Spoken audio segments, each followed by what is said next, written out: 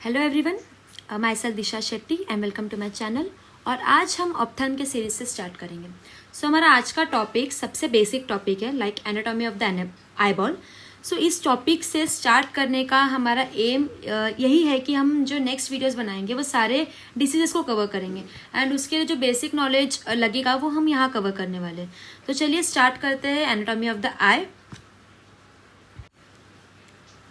सो जैसे कि आप ये इमेज देख सकते हैं, इस इमेज में जो आगे वाला पार्ट है वो एंटीरियर पोर्शन होगा एंड जो पीछे वाला है वो पोस्टीरियर पार्ट है। ये जो आईबॉल होता है वो ऑब्लेट स्पेरॉइड शेप का होता है। एंड इस इमेज को मोर क्लियर करने के लिए कि एक क्रॉस सेक्शनल इमेज है, तो एक कैंडल का इमेज बना के एक विजन को कैसे हम देखते हैं कोई भी ऑब्जेक्ट को, वो इस चीज़ में बताया गया है। सो अब हम मूव ऑन करते हैं उसके कुछ डायमेंशंस के ऊपर। सो जैसे कि आप यहाँ देख सकते हैं कि एंटीरियर पोस्टीरियर डायमीटर जो है, यानी आगे से पीछे का जो डायमीटर है वो 24 mm है एंड जो हॉरिजॉन्टल डायमीटर वर्टिकल डायमीटर है वो 23 mm है एंड जो उसका हॉरिजॉन्टल डायमीटर रहेगा वो 23.5 mm रहेगा। तो इससे हम एक बार सभी को लिख के लेंगे। That is anterior posterior diameter जो था हमारा वो रहेगा 24 mm, जो हॉरिजॉन्टल डायमीटर था वो रहेगा 23.5 mm एंड जो वर्टिकल डायमीटर था वो है 23 mm। Along with that circumference जो था उसका वो था 75 mm, वॉल्यूम जो था वो 6.5 ml होता है एंड जो वेट है वो आईबॉल का 7 ग्राम होता है। नेक्स्ट हम देखते हैं आईबॉल के कोटिंग्स के ऊपर। तो जो आईबॉल के कोट होते हैं उसमें आईबॉल के 3 कोट होते हैं। फर्स्ट है फाइब्रस लेयर, सेकेंड है वस्कुलर लेयर एंड जो थर्ड है वो है न्यूरल लेयर। ये जो फाइब्रस लेयर है, इस लेयर में 2 चीज़ें आपको दिख सकती है, एक है स्क्लेरा एंड एक है कॉर्निया। जो स्क्लेरा होता है वो ओपैक होता है एंड जो कॉर्निया होता है वो ट्रांसपेरेंट होता है। स्क्लेरा आप देख सकते हैं कि 5/6 पोर्शन स्क्लेरा से कवर्ड है and only the front anterior portion is 1/6 portion जो है वो कॉर्निया से कवर्ड है। सो कॉर्निया एक ओपैक स्ट्रक्चर है with 1/6 of the overall outer layer and sclera जो है वो 5/6 लेयर है which is transparent opaque and वो फाइब्रस लेयर का 5/6 पार्ट है। सेकेंड जाते हैं हम वस्कुलर लेयर पे। वस्कुलर लेयर यानी सेकेंड लेयर में आपको 3 चीज़ें दिखेंगी, iris, ciliary body and choroid. So जो ये आइरिस है ये आपको पता है कि प्यूपिल को रेगुलेट करने के, लाइट के रेगुलेशन के लिए ये काम आता है। सिलियरी बॉडीज जो होते हैं वो लेंस को सस्पेंड करके रखते हैं एंड उसका जो अकोमोडेशन में यूज होता है। एंड कोरॉइड बॉडीज जो रहते हैं वो आप बोल सकते हैं कि न्यूट्रिशन का काम कर सकता है। नेक्स्ट लास्ट लेयर जो है वो रेटाइनल लेयर है। रेटाइनल लेयर जो रहता है वो न्यूरल लेयर होता है। इसके 2 पार्ट होते हैं, pigmented layer and neural layer, ऐसे भी बोल सकते हैं या फिर directly can say it as a neural layer also. अब हम इस लेयर्स के कुछ फंक्शंस देखेंगे। लाइक जो अगर आप देखोगे कि फाइब्रस लेयर जो है, जो आउटर मोस्ट कोटिंग है जिसमें स्क्लेरा और कॉर्निया होता है, इनका मेन फंक्शन होता है प्रोटेक्शन करना। जो भी इंट्राओक्युलर कंटेंट्स होते हैं इनको प्रोटेक्ट करना, बिकॉज एक फाइब्रस कोट है तो एक डेंस कोट होगा, तो बिकॉज ऑफ इस डेंसनेस वो आपको as a protection of the eyeball के काम जैसा काम कर सकता है। अलॉन्ग विद दैट एक और पॉइंट याद रखना है कि जो स्क्लेरा और कॉर्निया है, जो 2 पार्ट है फाइब्रस लेयर के, इन दोनों के जंक्शन को जहाँ पे वो इंटरसेक्ट करते हैं उनको हम लिम्बस कहते हैं। एंड इस पूरे स्क्लेरा को एक्सेप्ट कॉर्निया, पूरे स्क्लेरा को हम लिम्बस से कोट करते हैं, यानी पूरा आईबॉल जो होता है वो आप बोल सकते हैं कवर्ड होता है कंजक्टिवा से, except the corneal portion. That is the scleral part जो रहता है वो एंटीरियरली कंजक्टिवा से कवर्ड रहता है, पोस्टीरियरली नहीं होता। कंजक्टिवा को हम डिटेल में बाद में पढ़ेंगे because it is included in the appendages of the I and along with that अगर हम जो भी डिसीजेस पढ़ेंगे कंजक्टिवा के तब हम उसे डिटेल में देखेंगे। अब बढ़ते हैं सेकेंड लेयर की तरफ। जो सेकेंड लेयर होता है वो वस्कुलर लेयर है जिसका मेन फंक्शन होता है न्यूट्रिशन देना। एंड जो थर्ड लेयर है दैट इज रेटिनल लेयर, ये विजुअल फंक्शंस के लिए एज अ काम करता है। देखते हैं कि सेगमेंट्स ऑफ द आईबॉल। तो जैसे हमने कोटिंग देखा कि आईबॉल के टोटल 3 कोट्स होते हैं, fibrous, then vascular, then neural. And अभी हम देखेंगे कि आईबॉल को हम डिवाइड करेंगे 2 सेगमेंट्स में। सो दो सेगमेंट्स होंगे, वो होगा anterior segment and posterior segment. तो ये जो एंटीरियर सेगमेंट होता है इसके फर्दर 2 डिवीजन होने वाले हैं, anterior chamber and posterior chamber.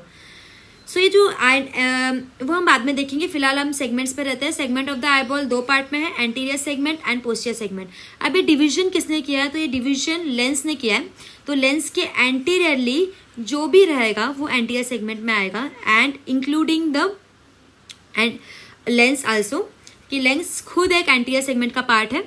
And जो भी लेंस के बाद वाला होगा लाइक विट्रस चेम्बर, रेटाइना, जो भी होगा वो सारे पोस्टीरियर चेम्बर में आने वाले हैं। सो अभी नेक्स्ट हम देखते हैं कि एंटीरियर चेम्बर जो रहता है वो किसके होता है, एंटीरियर टू लेंस होता है, तो पोस्टीरियर होता है वो पोस्टीरियर टू लेंस। जो एंटीरियर सेगमेंट है आई बॉल का जो हमने देखा था वो दो डिवीजन में होता है, ऐसे हमने बताया, anterior chamber and posterior chamber. अभी एंटीरियर चेम्बर पोस्टीरियर चेम्बर जो है ये डिवीजन कौन करता है एंटीरियर सेगमेंट के अंदर, तो वो है आइरिस। आइरिस इन दोनों का डिवीजन करता है। जो भी पार्ट आइरिस के आगे आता है, एंटीरियरली आता है, वो एंटीरियर चेम्बर में आएगा, एंड जो भी आइरिस के बाद लेकिन लेंस के पहले आएगा वो पोस्टीरियर चेम्बर में आएगा। सो आप इस डायग्राम में क्लियर देख सकते हैं कि जैसे हमने देखा कि जो भी आइरिस है और जो कॉर्निया है, आइरिस और कॉर्निया के बीच वाला जो भी रीजन है वो एंटीरियर चेम्बर में आया है, एंड आइरिस और लेंस का बहुत ही स्मॉल पोर्शन है, वो ट्रायंगुलर स्पेस होता है, वो है हमारा पोस्टीरियर चेम्बर। अब हम देखते हैं अपेंडेजेस ऑफ द आई। तो अपेंडेजेस ऑफ आई में जैसे आप देख सकते हैं इस फिगर में कि इसमें eyebrow, conjunctiva, eyelids and lacrimal apparatus included होगा। मूविंग ऑन नेक्स्ट टॉपिक, अब हम देखेंगे lymphatic drainage of the I. So lymphatic drainage में आप सबसे पहले तो कि जो हमारा लिम्फेटिक वेसल्स होता है ये जो रहते हैं अपन को सिर्फ आईलिड्स और कंजक्टिवा में ही मिलेंगे, ना कि आई के जो भी अदर लेयर्स है लाइक जो भी ऑर्बिटल पार्ट्स है उसमें हमें लिम्फेटिक वेसल का कोई भी सप्लाई नहीं दिखने वाला। So lymphatic supply are just found in the eyelids and the conjunctiva. जैसे आप ये डायग्राम को देख सकते हैं, इस डायग्राम में इस जो ये फिगर है इसमें हमने दिखाया है कि दो टाइप के ड्रेनेजेस होंगे। जो भी लिम्फेटिक वेसल्स का ड्रेनेज है आइदर वो आईलिड से होगा या फिर कंजक्टिवा से होगा, because there is no lymphatic supply और the lymphatic nodes present in the orbit. So अगर लिम्फेटिक ड्रेनेज की बात करेंगे आईलिड से कंजक्टिवा से, तो that is two canthus division. सबसे पहले इनर कैंथस के वहाँ एक डिवीजन पूरा लिम्फेटिक ड्रेनेज होगा, एंड एक आउटर कैंथस के वहाँ होगा। तो जो इनर कैंथस के वहाँ होगा तो उसको अपन मीडियल सरफेस मिडियल साइड भी बोल सकते हैं, एंड जो आउटर कैंथस के वहाँ होगा उसे हम लैटरल साइड भी बोल सकते हैं। सो जो मीडियल वाला इनर कैंथस के होगा और लैटरल वाला आउटर कैंथस से होगा। अब जो इनर कैंथस है उसका जो सप्लाई है वो आप देख सकते हैं कि सब मैंडिबुलर लिम्फ नोड में हुआ है, एंड जो आउटर कैंथस है उसका जो सप्लाई है वो प्री ऑलिकुलर लिम्फ नोड में हुआ है। इस डायग्राम को आप एक बार देख लीजिए कि कैसे सप्लाई हुआ है लिम्फ नोड का सब मैंडिबुलर रीजन पे एंड प्री ऑलिकुलर रीजन में, and then will move on for the blood supply. Blood supply के पहले हम कुछ muscles of the human eye देखेंगे, बिकॉज उसका भी नर्व सप्लाई हमें देखना है, एंड बिफोर दैट हमें muscles of the human eye cover करना पड़ेगा। सो मसल्स में हम देखेंगे कि there are 6 muscles which are responsible for the motor movement of the human आई।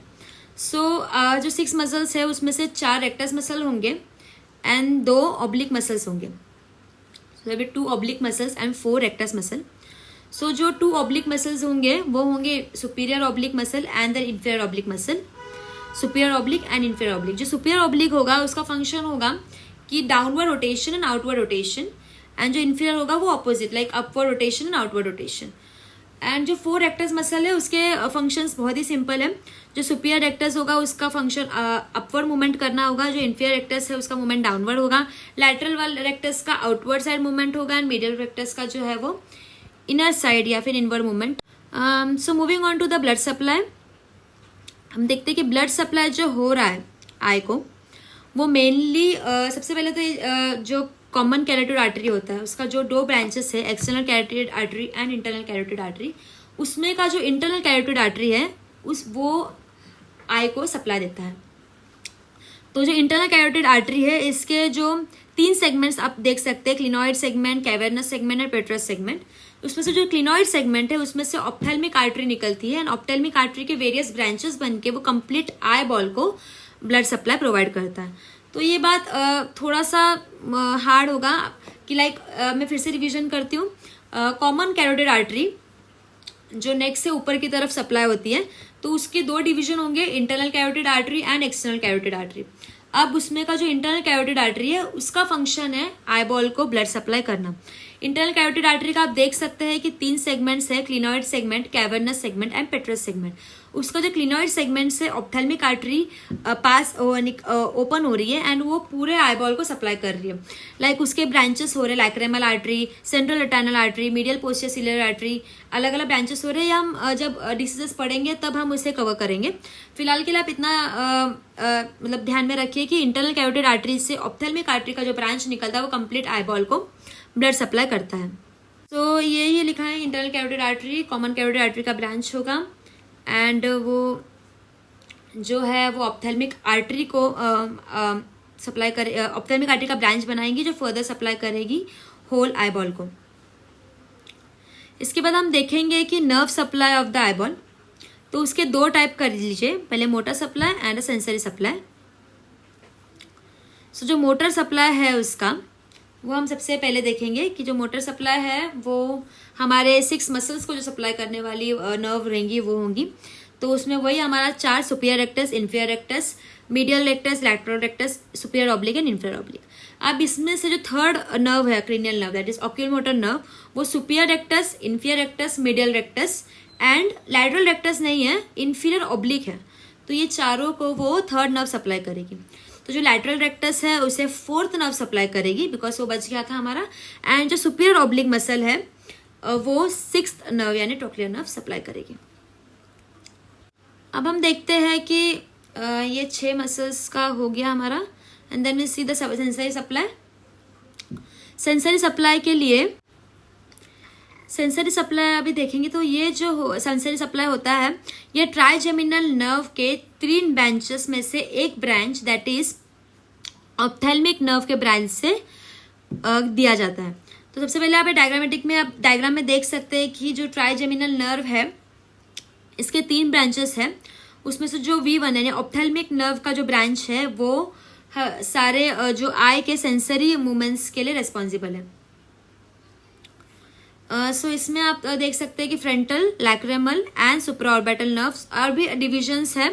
वो डिपेंड करता है कि उसके जो फर्दर हम डिसीजन जब देखेंगे तब हम डिटेल में देखेंगे कि उसका सेंसरी सप्लाई किस पे कहाँ है। फिलहाल सेंसरी सप्लाई इतना ही कीप इन माइंड दैट कि जो भी ट्राइजेमिनल नर्व है, 5th क्रेनियल नर्व है, उसका जो 3 ब्रांचेस है उसमें से जो ऑप्थेल्मिक ब्रांच है उसी के थ्रू सेंसरी सप्लाई आई को हो रहा है।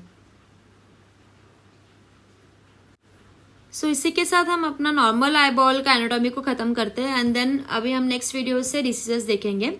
This is my first video, so कुछ भी मिस्टेक्स या फिर मिसअंडरस्टैंडिंग्स हो रही होंगी, so for that I am sorry. और नेक्स्ट वीडियोज़ में I try to improve more. So thank you everyone for watching the video.